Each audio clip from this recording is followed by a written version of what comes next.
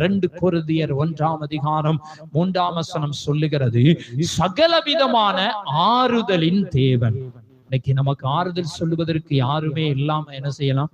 இருக்கலாம். கணவன் இல்லாம இருக்கலாம், மனைவி இல்லாம இருக்கலாம், பெற்றோர்கள் இல்லாம இருக்கலாம், சொந்தங்கள் இல்லாமல் இருக்கலாம்.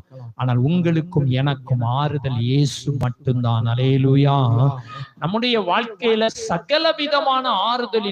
சகலவிதமான ஆறுதல்னா எல்லா நேரத்திலும், துன்பத்தின் நேரத்தில், கஷ்டத்தின் நேரத்தில், ஒன்றுமில்லாத நேரத்தில். ஒன்றுமில்லைன்னா எல்லாரும் நம்மளை என்ன செஞ்சிருவாங்க?